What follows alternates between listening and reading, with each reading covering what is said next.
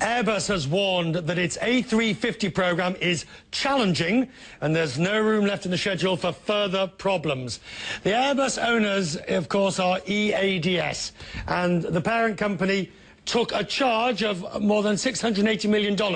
Two problems that they had to fix. Firstly, the A380 wings, and secondly, the development of the 350.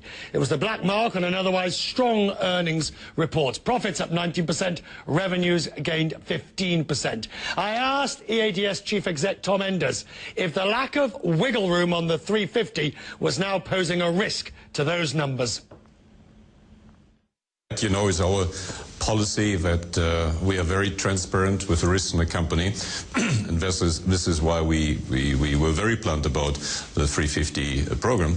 But this is not meant to ring any alarm bell. It's just stating the obvious, that a program of that size, of that magnitude, the technological challenges that we have in this program is inherently risky, and that is what the statement is about.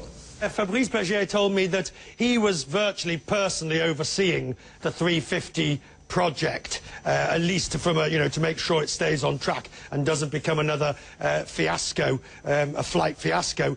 I assume you're overseeing Fabrice Bergier to make sure that at some point you don't have to start answering questions about it.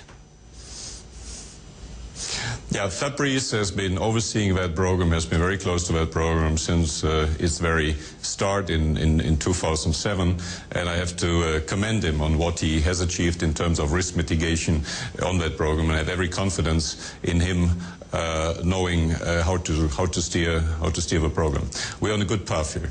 Look, we've got to talk about the Dreamliner. It's not your plane, of course. You've decided I love the phrase that you were quite open and honest about you decided to go for Plan B with nickel-cadmium, but you must now be also looking very closely at the certification process, because the FAA is questioning how the certification process of the 787 took place. You are about to go through the same process with the 350. It's going to be tougher.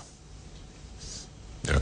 Yes, you're absolutely right. The certification authorities will be more nervous about the certification also of our 350 after what they went through on the 787. So there is no such thing as schadenfreude on our side.